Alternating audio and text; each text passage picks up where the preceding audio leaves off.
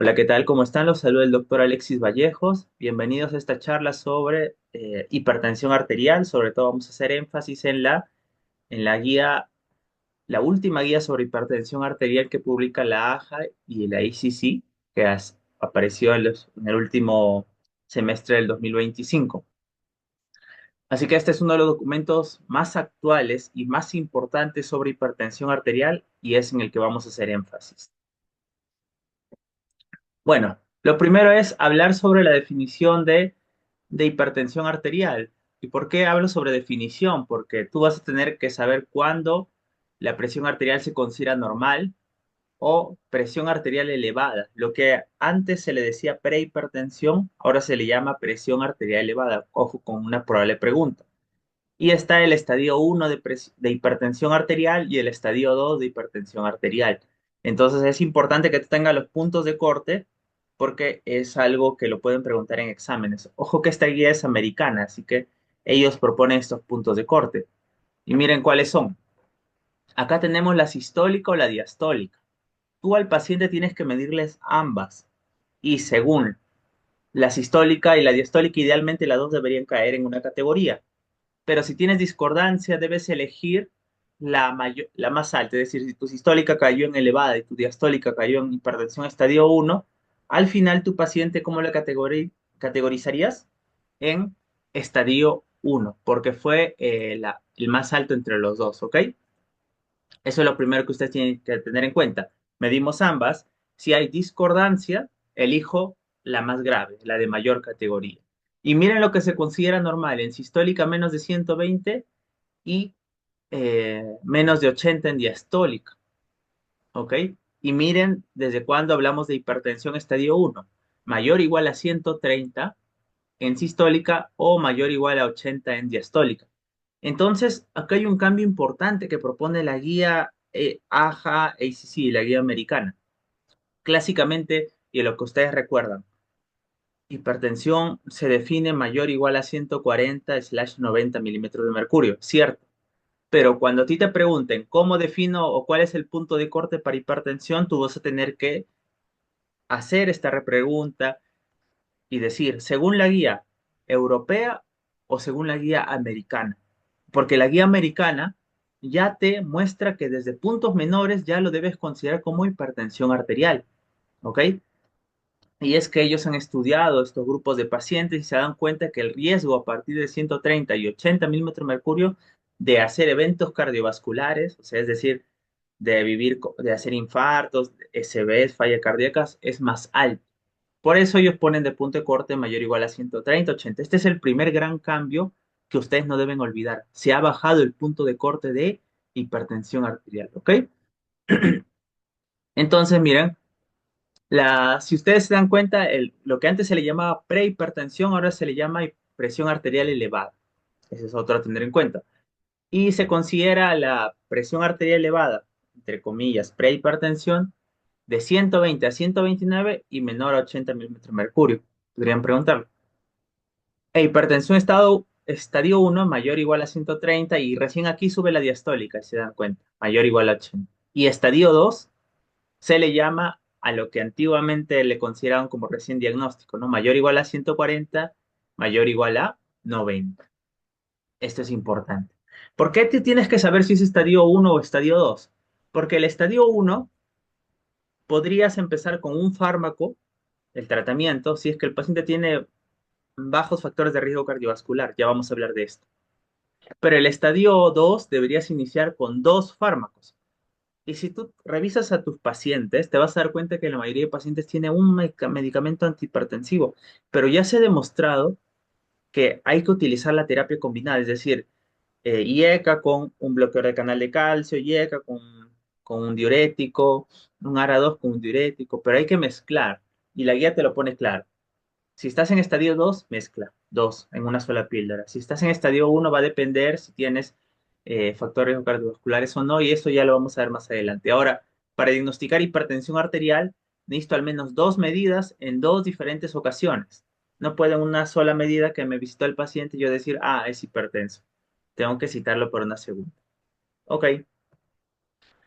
Entonces, miren esto sobre la prevalencia de la hipertensión arterial utilizando estos puntos de corte. Si vemos nosotros por edades, y esto me interesa mucho que lo puedan ustedes ver, si las pacientes que están entre 18 y 29 años, el 20% es hipertenso.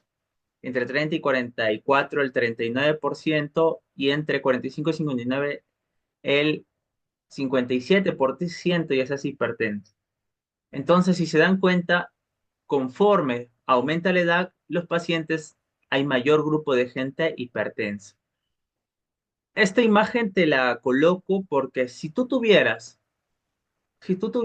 que un paciente entre 18 y 29 años es hipertenso, no es tan frecuente que alguien tan joven sea hipertenso. No te digo que no existe. Puedes tener a alguien obeso, con factores genéticos, de 25 años hipertenso, sí existe.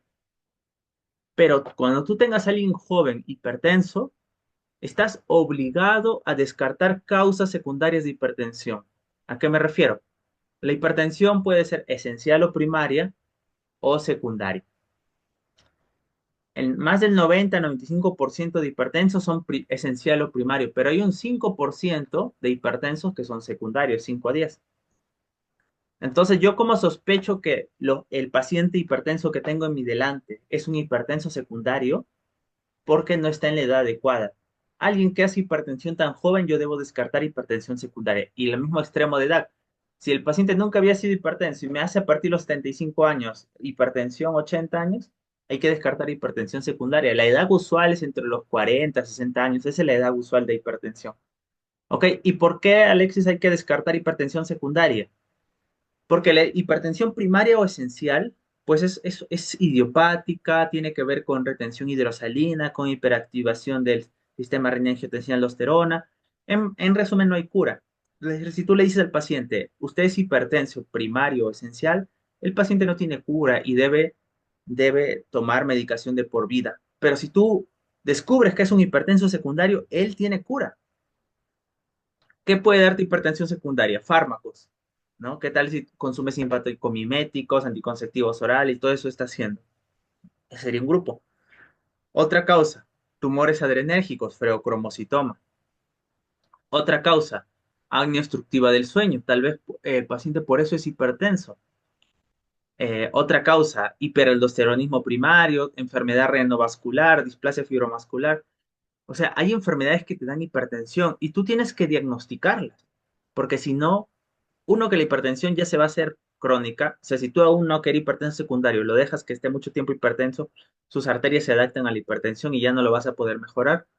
Y dos, que esas enfermedades son peligrosas. Podría llevarlo a la muerte al paciente si tú no las detectas, como un feocromocitoma. Así que hay que descartar la hipertensión secundaria, porque esas tú tendrías que escindir el tumor, quitar el simpático mimético, manejar el acné obstructiva y con eso vas a resolver la situación. Si tú una hipertensión secundaria la dejas avanzar, se va a hacer refractaria, ¿ok? Y esto es para que ustedes vean en varones y mujeres cómo en azul es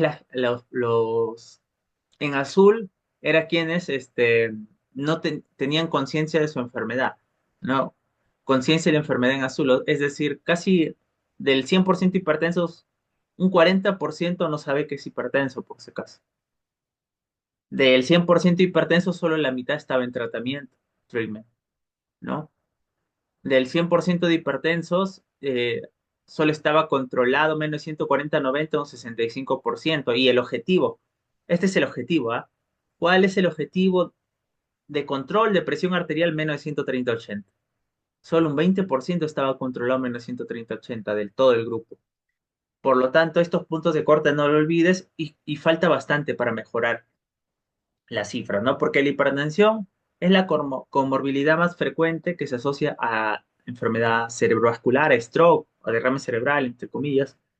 La hipertensión es la comorbilidad más asociada a la cardiopatía isquémica, entonces la hipertensión es la segunda causa de enfermedad renal crónica, da la retinopatía hipertensiva, ¿ok? Entonces mira todos los órganos que daña la hipertensión arterial, es la segunda causa asociada a falla cardíaca, ¿no? Porque la primera comorbilidad asociada es la enfermedad coronaria, ¿no?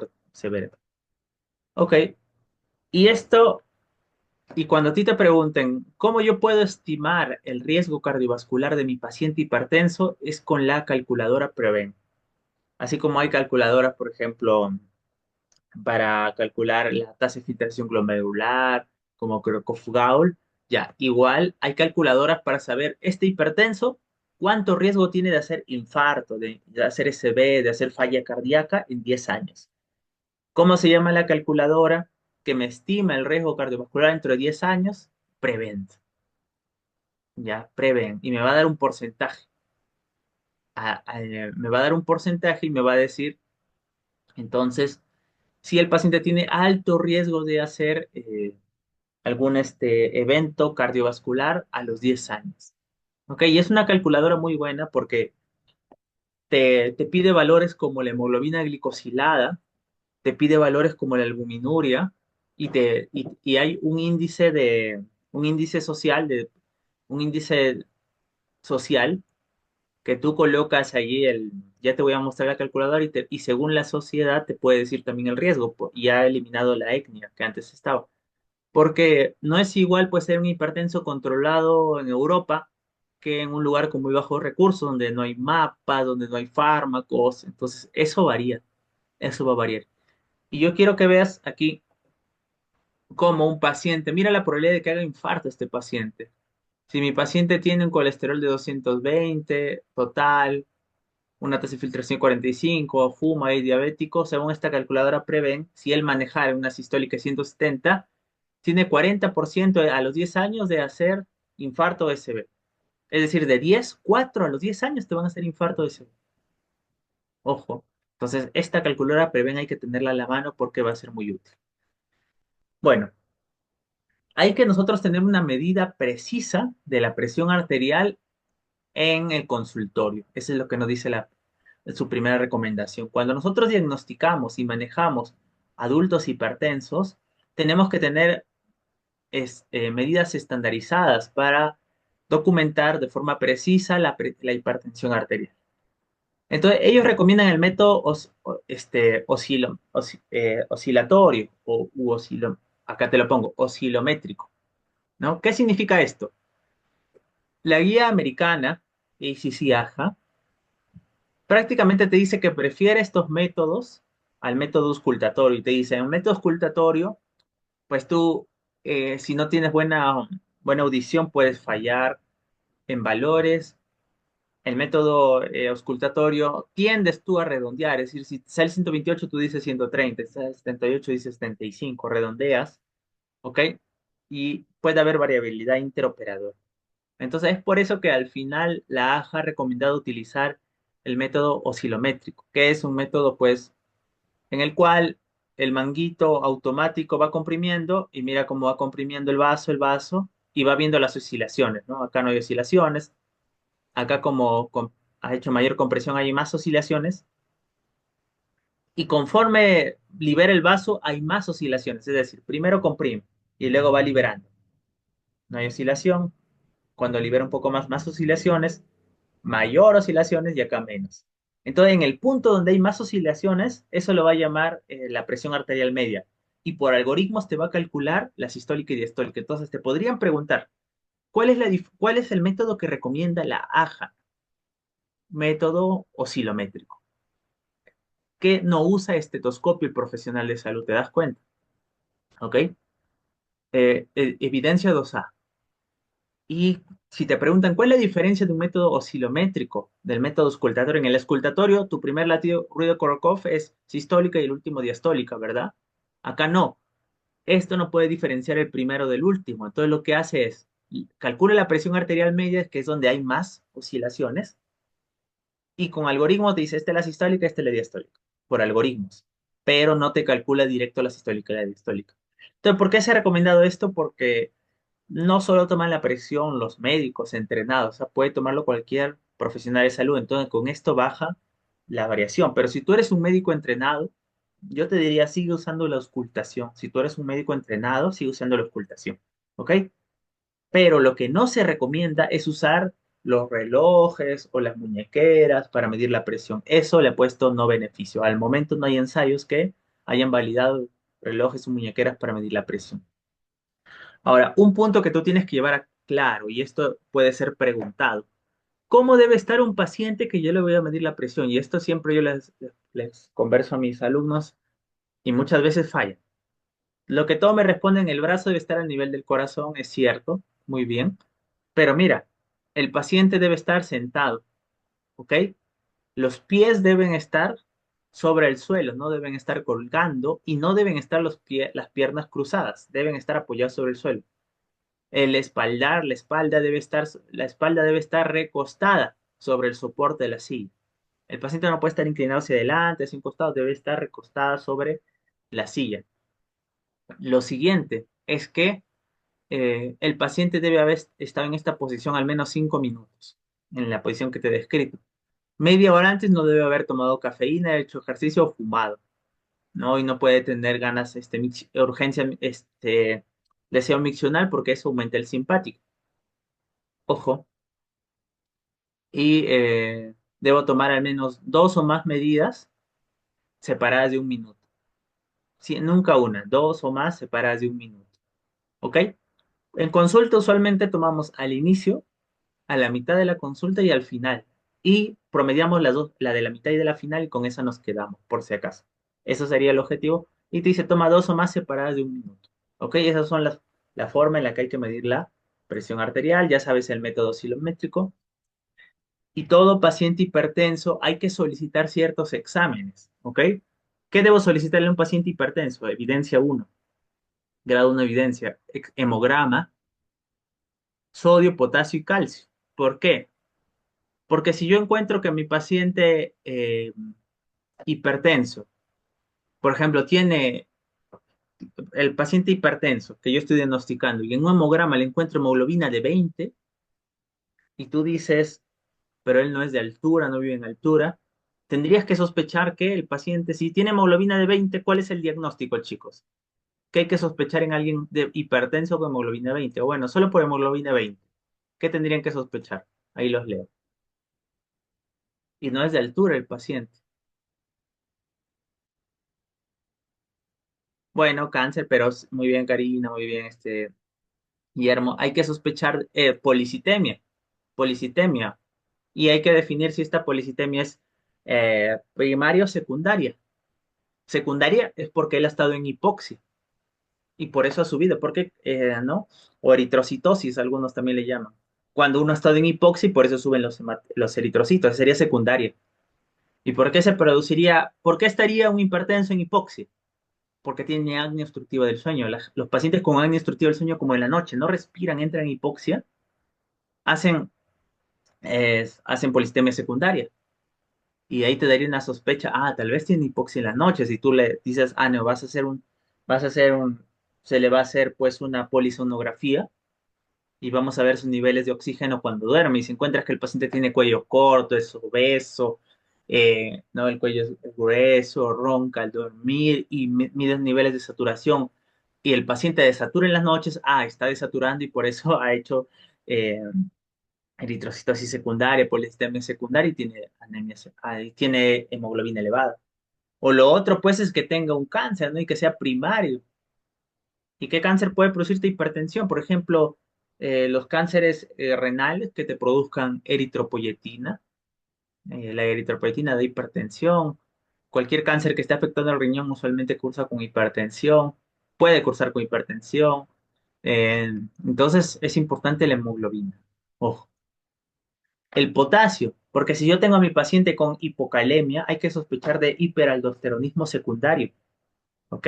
Tiene un tumor que está produciendo, hiperaldosteronismo primario, perdón, tiene un tumor que está produciendo aldosterona. El aldosterona, pues da hipertensión,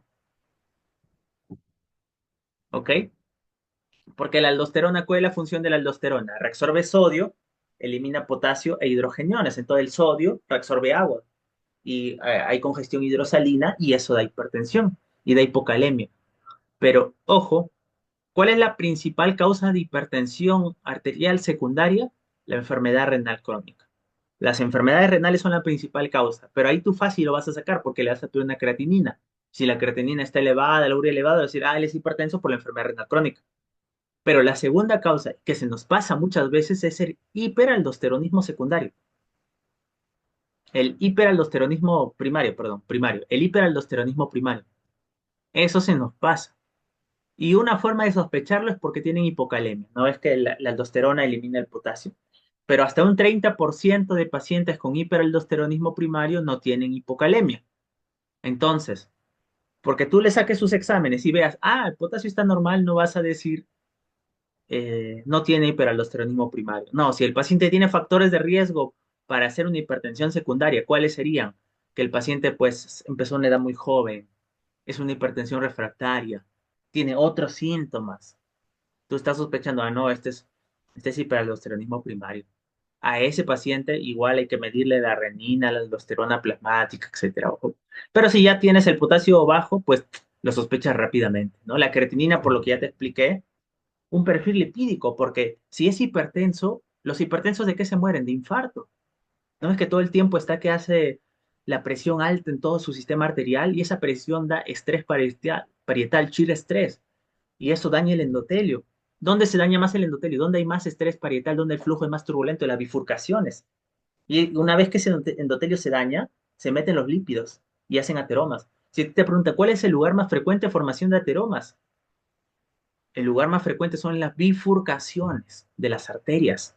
La bifurcación coronaria, la bifurcación del polígono de Willis, la bifurcación de la aorta abdominal. Allí se forman los ateromas. ¿Por qué en las bifurcaciones? Porque ahí es donde hay más flujo turbulento y estrés parietal. Entonces hay que pedir un perfil lipídico porque hay que al paciente bajarle los lípidos, y eso lo hablaremos en otra charla, a un nivel que lo proteja. Hay que pedirle hemoglobina glicosilada o glucosa en ayunas. ¿Por qué? Porque estos siempre coexisten, o sea, tú, ¿no? Como cuando había siempre cuando algo, el culpable del aula, ¿no? Cuando algo sale mal, tú dices, seguro tú has sido, ¿no? Ya, igualito es. Siempre están metidos por ahí la hipertensión con la diabetes con la hipertensión, y los dos se potencian. Así que es un buen momento para diagnosticar. Lo otro es, pídeles perfil tiroideo, porque el hipo, el hipertiroidismo, el hipo o el hiper dan hipertensión. Y tú estás dándole fármacos, fármacos, fármacos, y al final nunca controla la presión porque no controlaste el perfil tiroideo. Urinoanálisis y eh, albúmina sobre creatinina, en una sola, el ratio, ¿no? Es decir, la división albúmina sobre creatinina, porque en un paciente, si le encuentras proteinuria, ya hay daño de órgano blanco. Hay muchos pacientes que vienen con enfermedad renal crónica, ¿no? Ya va subiendo la creatinina y con proteinuria. Y tú dices, wow, pues, la principal causa de enfermedad renal crónica, no te olvides, es la diabetes. Le haces hemoglobina glicosilada en ayunas, pues nada. La segunda causa de enfermedad renal crónica es la hipertensión. Entonces tú le tomas la presión y está normal, pero no te olvides que un 20 a 30% tienen algo llamado hipertensión enmascarada, que ya lo vamos a ver. Pero significa que en el consultorio es normal y en su casa es alta. Es al revés de la bata blanca, ¿no? La bata blanca, ¿cómo es? En el consultorio alta y en su casa normal. La hipertensión oculta o enmascarada, puede ser pregunta examen, es en consultorio bien y en casa alta. Y una forma de sospechar que es hipertenso es pues porque esté haciendo proteinuria, albuminuria. Más de 30 de albúmina sobre creatinina en una sola medida es patológico. Ya menos de 10 es normal. Entre 10 a 30 hay que seguirlo al paciente.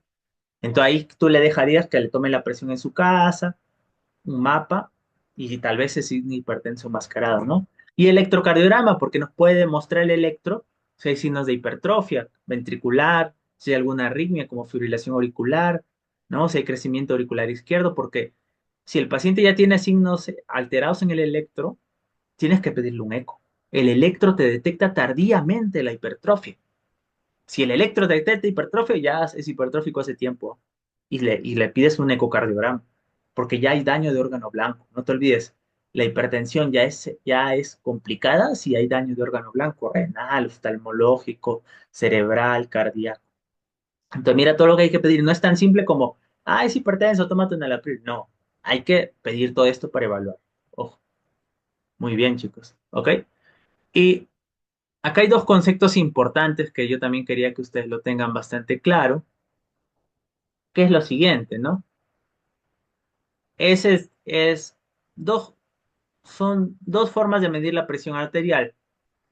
y vienen a ser la medición ambulatoria de la presión arterial y medición en casa de la presión arterial, ¿no? Blood pressure medition, ¿no? O sea, la medición de la presión arterial y este va a ser ambulatoria y este es home, en casa. Entonces, home en casa es por el mismo paciente y ambulatorio es con un aparato que se coloca como un tensiómetro y va ahí presionando cada 30 minutos, cada hora, cada 15 minutos. Obviamente el aparato automático es más exacto, pero no quita que también pueda el paciente con su equipo estar midiéndose, eh, estar midiendo la presión. Cualquier duda la van haciendo. Muy bien por ahí. El mapa lo que nos va a decir sí, porque sobre todo si el paciente se hace hipertenso durante las noches, hay que descartar que algo no está haciendo hipertensión en la noche, donde estaría la, el acné obstructiva del sueño. O sea, alguien que solo se vuelve hipertenso en las noches, hay que descartar el acné obstructiva del sueño. Así que el mapa que te va a medir la presión cada media hora en tu paciente y luego te lo da automático, te va a decir el patrón, si es diurno, si es nocturno, en promedio y algo que se llama Dipper, que fisiológicamente en la noche, ¿cuánto debería bajar el promedio de presión arterial? 10 a 20%. ¿Por qué en la noche la presión debe bajar 10 a 20%, sobre todo la sistólica? Porque en la noche predomina el vago, en el día predomina el simpático, en la noche el vago. Entonces esto te baja la presión. En la noche el paciente está en reposo, en la noche el paciente no tiene el pico de cortisol, eso es en la mañana, que el cortisol sube la presión. Y en la noche el paciente pues está en reposo, predomina el vago, menor simpático, menor efecto cortisol, por eso en la noche hay menos presión. Y por eso los infartos son más frecuentes al amanecer. Al amanecer es más frecuente los infartos de miocardio. ¿Por qué? Cuando uno amanece hay un pico catecolaminérgico para despertar. Empieza a predominar el simpático, disminuye el vago, da el pico de cortisol que es en la mañana. Entonces todo eso hace que sube la presión y el paciente podría ahí infartarse. Los eventos cardiovasculares son más frecuentes en la mañana, esa es la razón fisiopatológica, y en la noche debería bajar la presión arterial un 10 a 20%. Si tu paciente no baja ese 10 a 20% en las noches, tú deberías sospechar, uno, que sería una hipertensión que él no está controlado en las noches, habría que mejorar el fármaco que damos para las noches. Otro, descartar alguna causa de hipertensión nocturna como acné obstructiva del sueño. ¿Ok? Entonces es importante esto. Bueno, muy bien. Entonces las dos son importantes, que el automático y el que el paciente se mide con el método oscilométrico. Usualmente el oscilométrico tú le pides que se mida dos mediciones mañana y noche durante varios días y esto es solo un día. O sea, el mapa es un día, nomás le dejas al paciente, en cambio el oscilométrico le podría ser 5 días, mídete mañana y noche. ¿Ok? Obviamente el método ambulatorio de medición de presión arterial por el mismo paciente es más accesible, menos costoso, fácil de repetir, favorece adherencia, porque el paciente mismo ve, el mismo paciente ve, sí, generalmente las causas de hipoxia van a generar que el paciente haga hipertensión, sino que el EPOC podría ser en la noche, pero también podría ser todo el día. Ojo. Pero en la noche, pues hay los bronquios. ¿Por qué creen que los ataques asmáticos son más en la noche? ¿Ah? Porque como en las noches predomina el vago, los bronquios se cierran un poco. Por eso cuando estés en la emergencia y lleguen los niños asmáticos llegan en la noche, en la madrugada. Y el EPOC, pues obviamente que también tiene afectación bronquial, también los bronquios se van a cerrar más en la noche, porque predomina el vago, hay menos cortisol. Y cuando entra en hipoxia, sí, hipertensión es un reflejo, ¿no? Entonces tiene los dos métodos. ¿Ok? El mapa te va a ser útil para diagnosticar hipertensión de bata blanca, ¿no? Porque tú dices, ah, es hipertenso en mi consultorio, le doy enalapril, no. Tal vez es bata blanca, capaz en su casa no es hipertenso y por los nervios se pone en el consultorio. Entonces se le pondría un mapa. Hipertensión enmascarada, que en tu consultorio está normal, pero en casa se le sube. Como y dices, wow, tiene daño de órgano blanco, pero ¿por qué? Le pondré un mapa y en casa sí se le sube la presión, es el enmascarado. Cuando hay discordancia entre la presión consultoria y domiciliaria, sospecha de hipertensión nocturna, ya hablamos, y variabilidad importante o episodios intermitentes. En cambio, la medición domiciliaria de la presión arterial, el AMPA, es para el seguimiento habitual, titulación de fármacos. control longitudinal fuera de consultorio, ¿no? Y esto el mismo paciente se lo puede hacer. Entonces, por ejemplo, para el diagnóstico de hipertensión nocturna y para el diagnóstico en sí, mapa. Y para seguimiento crónico, la presión domiciliaria, ¿no? Pero tienen que ser dispositivos validados, ojo. Y acá pues están las indicaciones de cómo el paciente debe medirse la presión el mismo.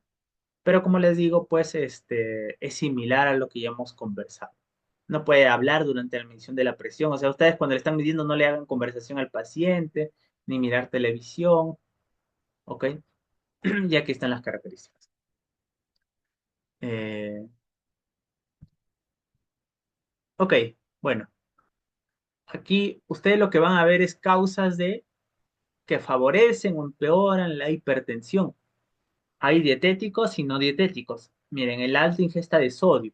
Y ahí vamos a ver que la recomendación para el consumo de sodio es bastante baja. Ok, ya lo vamos a ver más adelante. ¿Cuánto recomiendan de consumo de sodio? No, tiene que estar respirando normal. No hay que hacer que haga una respiración agitada ni respiración profunda del paciente. Esto es importante.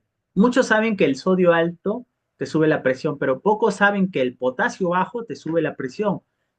Hay muchos pacientes hipertensos que uno no sabe, no le da consejos sobre que tienen que los pacientes consumir potasio. El potasio es vasodilatador arterial, entonces los pacientes hipertensos muchas veces no se controlan la presión porque tienen bajos niveles de potasio, consumen bajos niveles de potasio, entonces no se olviden. A un hipertenso hay que darle suplemento de potasio y hay que ver que su dieta no sea baja en potasio. Igual baja en calcio y magnesio podría favorecer la hipertensión, pero sobre todo bajo en potasio. ¿Ok? El alcohol, por si acaso esto de que tomar dos bebidas máximo o una bebida si eres mujer, no es que al hipertenso tú le vas a decir, ¿sabe qué? Para mejorar su hipertensión usted va a tomar dos copas de vino. No, no. Sino que en Europa, y ustedes ya se van a dar cuenta, porque cuando ustedes pues hagan trabajos de investigación, muchas veces van a tener que ir a exponer así fuera del país y vamos a estar orgullosos viéndolos representar al país. Eh, en otros países, ¿no? De Europa, se van a dar cuenta que las personas toman vino todos los días, ¿eh? Todos los días. O cerveza es como su agua de tiempo. Entonces, por eso surgió la recomendación máximo dos tomas, dos tomas al día el varón y una la mujer. Pero realmente lo que se busca es si no puede mejor no tomar alcohol, no debería tomar alcohol. Ojo. Así que ahí derribamos un mito. Hay factores genéticos, la obesidad favorece la hipertensión, no se olviden, trastornos, disturbios al dormir, estresor psicosocial y la contaminación ambiental también favorece la presión. Es decir, todo esto hay que tratar de controlar en el paciente hipertenso para que no continúe la hipertensión, ¿ok? Y miren esto, lo de hipertensión de bata blanca e hipertensión oculta. ¿Cuál es la diferencia? La bata blanca, hipertenso en el...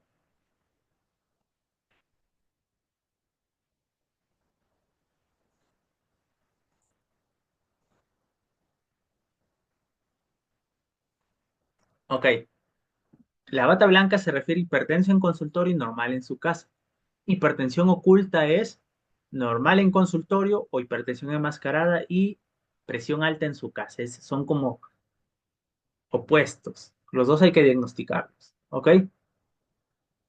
Por ejemplo, en adulto que no está siendo tratado con una sistólica mayor o igual a 130 o diastólica mayor o igual a 80 y sin medición de más de 160 o más de 100 es razonable descartar hipertensión de bata blanca utilizando MAP. Es decir, yo voy a pensar en hipertensión de bata blanca siempre y cuando no me supere los 160 en sistólica y los 100 en diastólica. Ya decía, no puede ser que todo paciente que llega a tu consultorio dice, no, usted tal vez es bata blanca. No, no. Si yo al paciente le encuentro que está en 170, él no voy a sospechar de hipertensión de bata blanca. Si supera los 160 en sistólica o los 100 en diastólica, ya no hay que sospechar en bata blanca, salvo haya que lo veas claramente ansioso el paciente, ¿no? Pero idealmente en este grupo ya está muy alto como para sospechar hipertensión de bata blanca. Otro grupo en el que yo no sospecharía bata blanca sería el que ya tiene daño de órgano, o sea, el que tiene albuminuria, el que ya tiene falla cardíaca, hipertrofia ventricular, en él ya no voy a sospechar de hipertensión de bata blanca, ¿no? Y para eso, pues, uno tendría que utilizar el mapa, ¿no? También, ¿qué otro grupo hay que descartar? Hipertensión de bata blanca, en la hipertensión resistente. Cuando yo hablo de que el paciente tiene una hipertensión arterial resistente, ¿no? O una hipertensión arterial resistente al tratamiento, es cuando el paciente, por ejemplo, yo ya hice todas las intervenciones del estilo de vida, yo ya di al menos 3 fármacos y el paciente continúa hipertenso. Y el paciente es adherente, ¿ah? Tú tienes que demostrar adherencia. Y el paciente continúa hipertenso. Esa es la hipertensión arterial resistente. En ese paciente también hay que demostrar bata blanca. ¿Por qué? Porque tú dices, bueno, ya estoy con 3 fármacos a dosis máximas. Está utilizando todo el estilo de vida. Es adherente, está que toma la medicina. Y no está que toma otro fármaco que le sube la presión. Hay que descartar hipertensión arterial resistente antes de tú decir, él es hipertenso arterial resistente. Tú tendrías que descartar que no sea pseudo resistencia. Entonces, si te preguntan, ¿qué es la hipertensión pseudo resistente? Es cuando no responde a 3 fármacos, pero es porque hay algo que está haciendo, o no es adherente, o está tomando algo que le sube la presión, o es bata blanca. Entonces, antes de tú decir que es resistente, no olvides la definición de hipertensión arterial resistente. Tiene que ser un paciente que está siguiendo el estilo de vida, que está en 3 fármacos, donde alguno de ellos mínimo uno es diurético, a dosis máximas. No está tomando simpaticomiméticos ni es bata blanca, ese es el resistente. Yo iría a un cuarto fármaco, que según los estudios, el PACWAY-2 demostró que el cuarto fármaco mejor para los hipertensos arteriales resistentes es la espironolactona. Ojo con esta pregunta, pero hay salvedades que ya vamos a ver. ¿Ok? Pero antes de tú de catalogarlo como resistente y usar un cuarto fármaco, tendrías que descartar bata blanca. Miren, y en adultos que están tomando su antihipertensivo, ¿ok? Pero no tienen más de 160 o 100, es razonable excluir bata blanca en el monitor. Es decir, si tú ya le estás dando medicación y siguen más de 130, 80, hay que ponerle un mapa para descartar que están haciendo bata blanca, ¿ok? Eso es importante recordar. Entonces, esta tablita es muy, muy interesante, ¿vieron? Pacientes que no están tomando antihipertensivos y abajo los que sí están tomando. En la columna izquierda es la medición en consultorio y en la derecha es en casa. Ok, entonces mira, ¿quién es el normotenso? Tanto en consultorio como en casa está normal. ¿Quién es el hipertenso sostenido? Cuando en consultorio y en casa está alta. ¿Quién es la hipertensión enmascarada? Cuando en consultorio está normal y en casa alta. ¿Y quién es el bata blanca? Cuando en consultorio está alta y en casa normal. Ojo que los bata blanca no tienen tan buen pronóstico. Antes se decía bata blanca, ansiedad. Ahora se sabe que estos pacientes no tienen el mismo pronóstico que alguien que no es bata blanca. Ojo, porque el estar subiendo tu presión cualquier momento de estrés, pues también es dañino. Y entre pacientes que están tomando antihipertensivos, ¿quiénes serían los hipertensos controlados? Hipertensión arterial controlada. Cuando eh, la presión está normal tanto en consultorio como en casa. Cuando no está hipertensión arterial no controlada, cuando está alta en consultorio y en casa. Cuando es una enmascarada no controlada hipertensión. Cuando en consultorio está baja y en casa está alta. Y hay efecto de bata blanca ya tomando antihipertensivos, sí, porque a ti te sale en consultorio alto y en casa está normal. Tú dices, hay que darle más fármacos. No, es solo un bata blanca. ¿Ok? No olviden eso. Listo. Y en adultos hipertensos, como les había dicho, hay que descartar hipertensión secundaria. No se olviden de eso. ¿En quiénes? Eh, en pacientes que tengan muy jóvenes, muy ancianos, que tengan otros síntomas, otras alteraciones de laboratorio, algo que me haga sospechar. En pacientes que yo pienso que son hipertensos resistentes. Ojo, antes de tú decir que él es un hipertenso resistente, es decir, refractario a 3 fármacos, tú tienes que descartar que no sea hipertensión secundaria. Por eso, usualmente, los hipertensos secundarios son refractarios al medicamento. Una vez que hay un tumor, algo que está produciendo la hipertensión. ¿Ok? Entonces, ¿Cómo sería el algoritmo? Miren, chicos. ¿En qué paciente voy a sospechar de hipertensión secundaria? Uno, que sea un paciente que es resistente a los fármacos. Dos, que fue un abrupto inicio. Debutó con una crisis hipertensiva. Tres, que inició muy joven, menos de 30 años. Cuatro, que se exacerbó un controlado. Y yo ya tenía un paciente controlado y luego se exacerbó y se volvió descontrolado.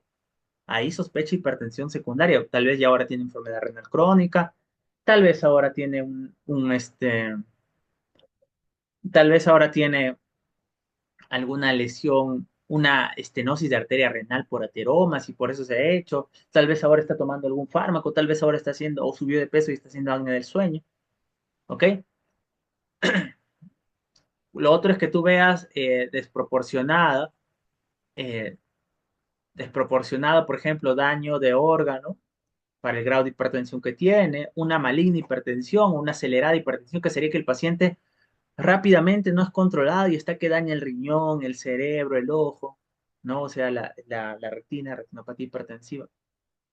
Lo otro es que el paciente no inició tan joven, sino inició muy anciano, más de 65 y recién inicia una hipertensión, sobre todo diastólica. Ustedes saben que existe la hipertensión sistólica aislada, que es usualmente eso pasa en los ancianos, y es que la sistólica sube más que la diastólica. La diastólica casi normal, la sistólica sube mucho. Ahí van muy bien los bloqueadores de canales de calcio para hipertensión sistólica aislada del adulto, que usualmente es del anciano. Pero si un anciano empieza con diastólicas altas, sobre todo diastólicas predominante, hay que sospechar una secundaria, ¿no? Una hipocalemia, también por hiperaldosteronismo, insomnia o demasiado sueño en el día por apnea obstructiva del sueño, un nódulo adrenal, hay que descartar hiperaldosteronismo, feocromocitoma, un stroke muy pronto, ¿no? Y familiares con primario, aldosteronismo primario. En ellos hay que hacer un screening eh, para hipertensión secundaria, ¿ok? Lo que hay que descartar es, sobre todo, hiperaldosteronismo primario y las otras formas. Y si es, y si es positivo, hay que referirlo para un manejo específico. Hay que sacar el tumor, el nódulo, etc. Y si no, hay que mejorar la medicación. ¿Ok? Entonces, ese sería el algoritmo que hay que seguir. Vamos hablando de algunas de estas. Mira, de todos los hipertensos secundarios, aproximadamente un 25 a 50% tienen año obstructivo del sueño. ¿No? ¿Y cómo lo vas a sospechar? Porque los pacientes, pues, tienen en el día mucho sueño, la hipertensión es resistente, ronquidos, ¿no? Ahogos. Usualmente son pacientes obesos, los de apnea obstructiva del sueño, ¿ah? Obesos, ¿no? El cuello es ancho, ¿no? Acá te da algunas medidas, ¿no? Malampati, que es la escala para intubar, lo ves 3 o 4. Pérdida de la normal presión en la noche. Lo que les mencionaba del DIC, ¿no? Que la presión arterial debe disminuir de 10 a 20% nocturno y a ellos no disminuye. ¿Ok? Disminuye menos o más bien aumenta. ¿Ok? Hay que hacer test de screening, ¿no? Hay cuestionarios como el de Berlín, el Stock Band, pulsoximetría nocturna, polisomnografía, hay que hacerle, ¿no? O test de apnea en el sueño en casa. Usualmente polisomnografía, que son lugares donde el paciente duerme y se le va monitorizando su presión, signos vitales, se va grabando y vamos viendo, ¿no? ¿Y cuál va a ser el tratamiento de estos pacientes? CPAP. No, es una presión positiva de la vía respiratoria que se coloca una máscara para que duerman. Y eso le permite, hace que no haga hipoxia, que el CPAP. Una presión positiva al final de la expiración. Lo otro, la enfermedad renal crónica. Miren, ¿en quién hay que sospechar? Los diabéticos, los que tienen, por ejemplo, prostatismo y hacen obstrucción urinaria, los que tienen hematuria, por eso hay que pedir test de orina, ¿no? Examen de orina, ¿no? Los que tienen incontinencia urinaria, porque pueden estar haciendo hidronefrosis, abuso de AINES que dan nefropatía intersticial, enfermedad poliquística, elevada creatinina, etcétera, ¿no? Entonces, en ellos hay que pensar en enfermedad renal crónica. En el examen físico podrían tener una masa abdominal, por ejemplo, por enfermedad renal poliquística, ojo, que palidez, palidez terrosa, ¿no? Hay que pedir electrolitos, potasio. Estos pacientes pues van a hacer hipercalemia, ¿no? Hipocalemia, ¿no? Creatinina, cistatina C que es más sensible, hay que evaluar, ¿no? Entonces, los pacientes con hipertensión apnea obstructiva del sueño, hay que hacerlos perder peso, uno, porque son usualmente obesos, y lo otro, hay que colocarles CPAP, ¿no? Y eso va a mejorar a los pacientes. Y con eso se podría controlar la presión, hasta podría no necesitar fármacos, tal vez. Así que hay que estar muy atentos con esto, ¿ok? Y el aldosteronismo primario, que es otra causa muy frecuente que quería dejártela, 5 a 25% de los casos, muchos dicen que por eso el estudio, yo ya les definí hipertensión resistente, ¿no? Que son pacientes que con este adecuado estilo de vida, tres, es resistente a tres fármacos, donde uno de ellos es un diurético, y he descartado pseudo resistencia, que es bata blanca, no adherencia, consumo de otros fármacos que suben la presión. En ellos hay que pensar en hiperaldosteronismo primario, y el estudio del Pathway 2 mostró que era mejor que un antagonista alfa 1 y que un beta bloqueador, la aldosterona, ese cuarto fármaco, pero se cree que muchos pacientes tal vez eran hiperaldosteronismo primario y por eso respondieron también a la aldosterona, ¿no? Hacen hipertensión con hipocalemia. La hipocalemia puede ser espontánea o inducida por diuréticos, ¿no? Puede haber calambres musculares o debilidad por esta hipocalemia, ¿no? Puede haber una masa adrenal. eh, entonces todo esto hay que sospechar, ¿no? Puede estar concomitante con anemia obstructiva del sueño, ¿ah? Puede haber arritmias como FA con hipocalemia, ¿no? Y hay disturbios electrolíticos, ¿no? El sodio sube, el potasio baja. Hay que pedirle aldosterona sobre renina, ¿no? Esa división, ¿ok? O la renina activa, hay que pedir esto, ¿no? Entonces, el test confirmatorio es una carga de sodio oral con 24 horas de aldosterona, ¿no? Y medir la aldosterona, ¿ok? Pero el paciente no debe estar tomando espironolactona. Ese es el grupo. Y hay que sospecharlo fuertemente, ¿ok, chicos? ¿Ok? No se olviden de eso. ¿Ya? Entonces, miren, ¿cómo confirmarías hiperaldosteronismo primario? Le das una carga de sodio, 24 horas, con 24 horas de orina de aldosterona es lo que vamos a medir, o endovenoso de solución salina, o sea, hay que darle sodio.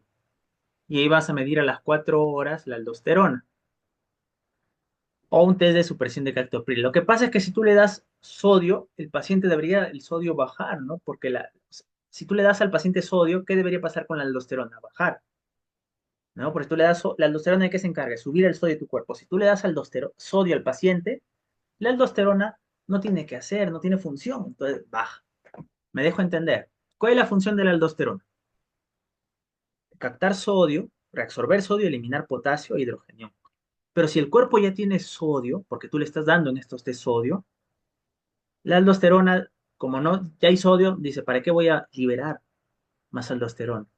Entonces me mantengo bajo. Los niveles deben ser bajos de aldosterona yo después de una carga de sodio.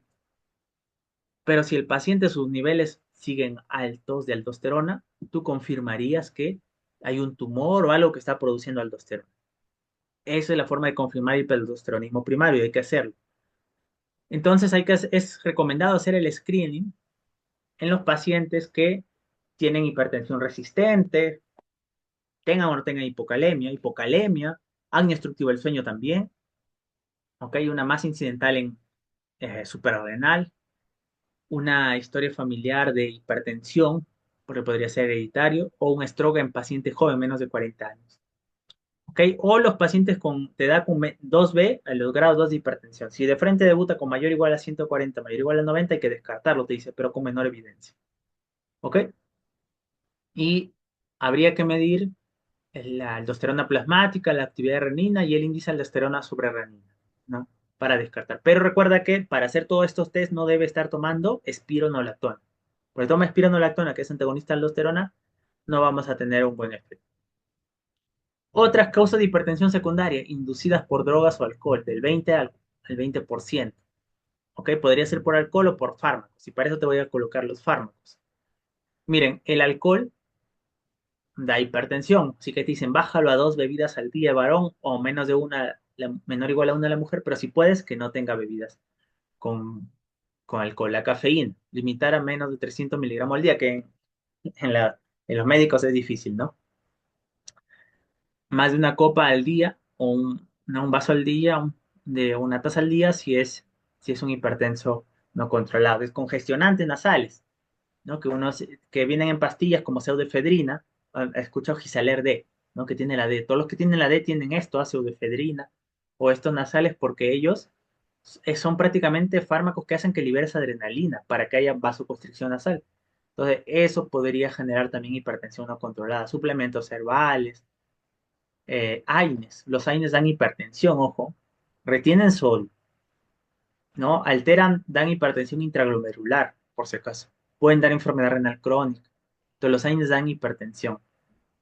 Incluso el acetaminofén, ¿ah? Pero más los AINES, propiamente dicho. Y otro tipo de fármacos que puede darnos estos son anfetaminas, ¿no? Fármacos simpático-miméticos, AINES, que tienen que ver con el simpático, como los tricíclicos, los MAOs, los antipsicóticos atípicos como el risperidona o la zapina, la ciclosporina, los anticonceptivos orales que tienen estrógeno, que habría que pasarlos a solos con progestágeno, corticoides, todo esto hay que nosotros ver que el paciente no esté consumiendo. ¿Ok?